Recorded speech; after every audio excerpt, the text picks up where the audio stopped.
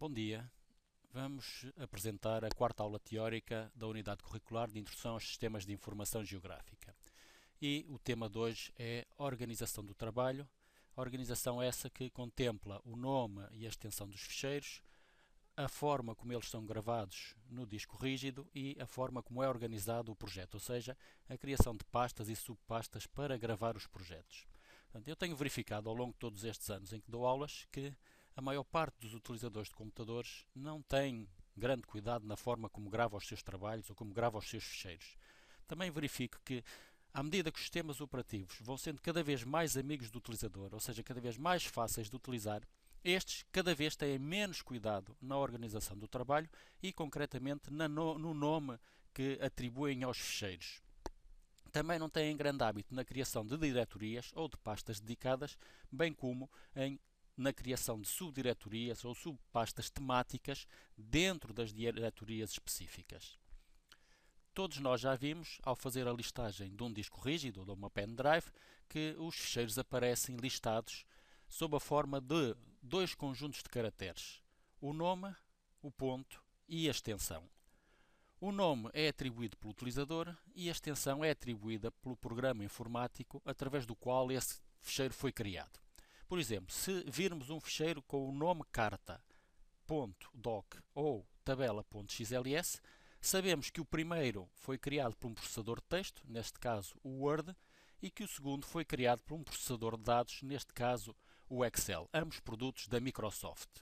Portanto, estamos a ver que o nome e a extensão dos ficheiros são peças fundamentais para o sucesso de qualquer trabalho, mais concretamente de um sistema de informação geográfica, onde se trabalha com muita informação ao mesmo tempo. Assim, o nome de um ficheiro, portanto, o nome que o utilizador atribui ao ficheiro, deverá, tanto quanto possível, ser um acrónimo ou do seu conteúdo ou do assunto sobre o qual se refere ou ao qual se refere.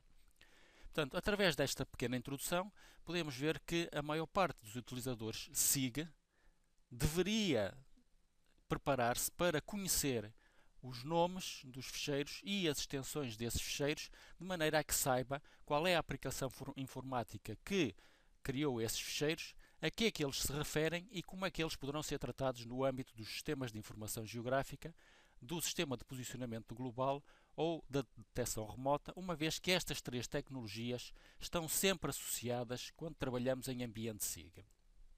Por exemplo, ficheiros vetoriais. Extensões mais vulgares: DGN, da MicroStation da Intergraph, DWG, do AutoCAD da Autodesk, DXF, ou seja, Data File Exchange Format, o formato universal de transferência de dados vetoriais, o VCT, do Idrisi da Clark University, e o SHP, o mais conhecido de todos atualmente, que é o formato Shapefile da Esri. Ainda que este formato seja um formato privado comercial, a Esri disponibilizou-o como formato universal em ambiente SIG, tanto que todas as aplicações informáticas agora o leem ou escrevem ou trabalham mesmo com ele, como por exemplo o QuantumGIS ou o GVSIG. E temos um outro formato muito importante, que é o formato KPML, gravado pela Google Earth. Temos na Google Earth um produto de excelente qualidade, georreferenciado e atualizado, que é muito útil para introduzir ou para criar informação para um sistema de informação geográfica ou mesmo para visualizar uma shapefile criada, por exemplo, em ArcGIS ou em QuantumGIS e que se pretende que alguém a veja rapidamente.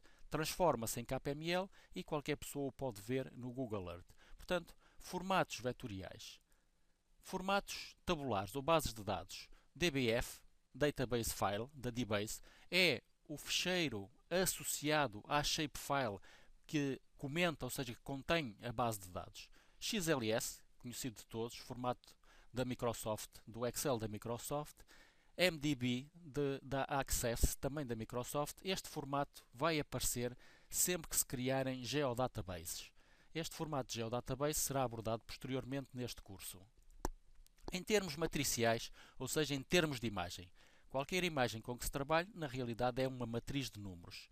Os formatos poderão ser COT, da MicroStation, da Intergraph, TIFF, quer dizer Target Information File, que é um formato universal de transferência de imagens, SID, este formato também é muito conhecido dos utilizadores SIG, uma vez que é o formato criado pela Mr. SID para comprimir imagens da LaserTech, e depois temos os formatos vulgares RGB, JPEG, BMP, BIT, etc.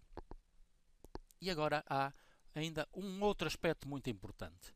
Quando toda esta informação está georreferenciada, a cada ficheiro objeto corresponde um ou mais ficheiros com informação relativa ao sistema de coordenadas usado e aos pares coordenados que definem os limites dessa informação. Estes limites vão aparecer em contexto SIG como seja o extent e referem-se ao conjunto de coordenadas x mínimo, y mínimo, x máximo, y máximo. Se estivermos, por exemplo, perante uma imagem, e neste caso um excerto da folha 115 da Carta Militar série M888 à escala 1/25.000. Portanto, o ficheiro chama-se 115_3, portanto é a terceira versão do ficheiro 115. .SID quer dizer que é um formato comprimido através do programa da Mr. SID, e aquilo que o utilizador vê quando abre, por exemplo, o ArcCatalog do ArcGIS é que dentro da pasta, e reparem que esta pasta chama-se F_25K, o que significa folhas 25K dentro de uma pasta de dados. Quando o utilizador abre esta pasta, apenas vê o nome da imagem em si. No entanto, se fizer a mesma listagem utilizando o explorador do Windows, vê que na realidade não tem um ficheiro, que era este que estava a ver no ArcGIS, mas sim 4 ficheiros. A imagem propriamente dita e depois 2 ficheiros auxiliares com referência aos sistemas de coordenadas e aos limites dessa imagem. Quer dizer que uma imagem georreferenciada na realidade é um conjunto de 4 ficheiros, a própria imagem e os ficheiros auxiliares. Voltando ao ArcGIS, se apertarmos o botão direito e acedermos a propriedades, o programa abre-nos uma janela que nos diz como se chama a imagem, onde é que está gravada, quantas linhas e quantas colunas tem, qual é a dimensão espacial de cada um dos pixels e depois diz-nos qual é o extent da imagem, ou seja, quais são os limites cartográficos e em que sistema de coordenadas é que está. Portanto, estão a ver aqui a apresentação dos outros 2 ficheiros que estão escondidos, digamos assim. Já em termos vetoriais, por exemplo, se tivermos aqui a rede viária da UTAD e fizermos uma consulta no ArcGIS, verificamos que a rede viária aparece como um único ficheiro. Se fizermos uma consulta através do explorador do Windows, podemos ver que na realidade são 7 ficheiros. O vetor propriamente dito, aquele que o utilizador vê, e reparem, temos o vetor e temos aqui um alias, ou seja, outra forma de lá chegar, que neste caso é igual, e depois temos o projeto, onde está escrito o sistema de coordenadas e informação georreferenciada, e depois temos a topologia do ficheiro. E aqui temos a tal base de dados, onde estão inscritas as características dos vetores gravados nesta forma. Portanto, na realidade, um ficheiro vetorial em ambiente SIG é um conjunto de ficheiros com a informação, com os conjuntos coordenados XY, com o projeto em si, com a topologia e, portanto, com toda a forma de caracterizar espacialmente e em termos de atributos deste ficheiro. Voltando ao ArcGIS, se agora voltarmos a carregar com o botão direito e acedermos às propriedades, ele mostra-nos o nome do ficheiro e o tal alias que nos permite lá chegar de outra forma. Se perguntarmos qual é o sistema de coordenadas, ele diz-nos qual é o sistema utilizado para criar este ficheiro, ou em que coordenadas está este ficheiro, as características do sistema de coordenadas e agora os campos inscritos na base de dados, ou seja, quais são os atributos alfanuméricos que caracterizam aquele ficheiro.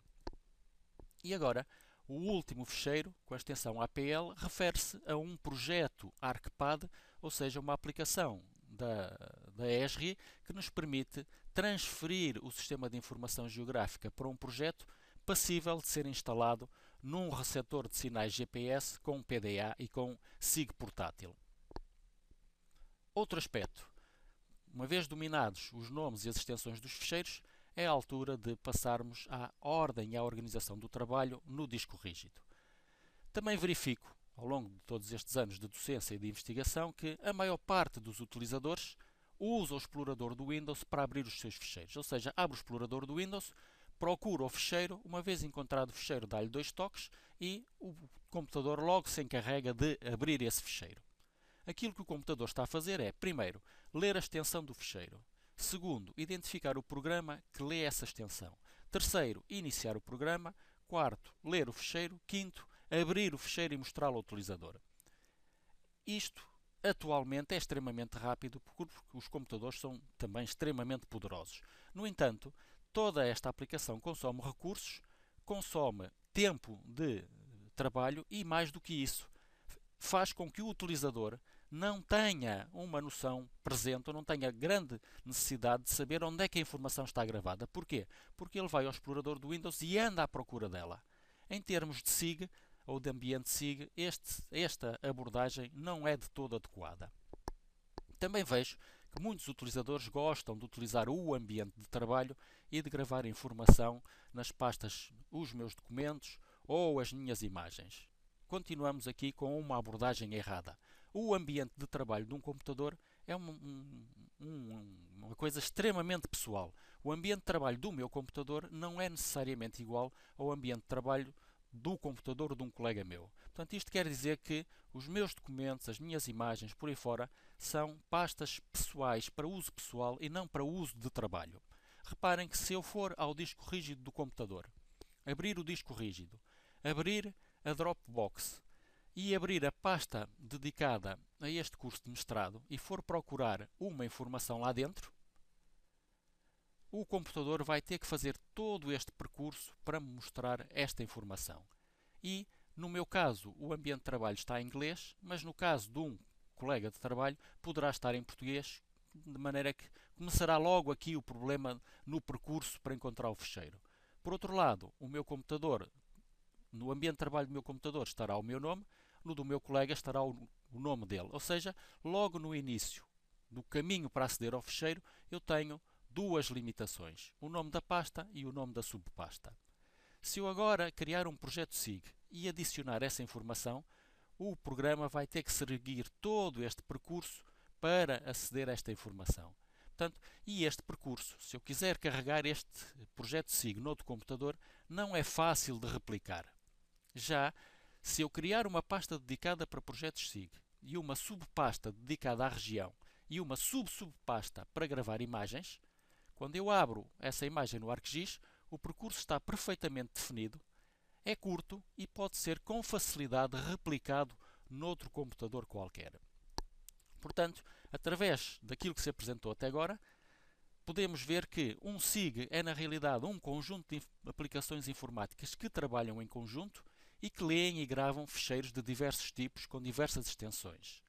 Por outro lado, quando se está a trabalhar em ambiente SIG, está-se a trabalhar com um grande número de fontes de informação e com um grande número de ficheiros. Portanto, quanto mais bem estruturada e mais bem gravada for essa informação, mais fácil será a sua utilização, a sua consulta e o sucesso do projeto em ambiente SIG.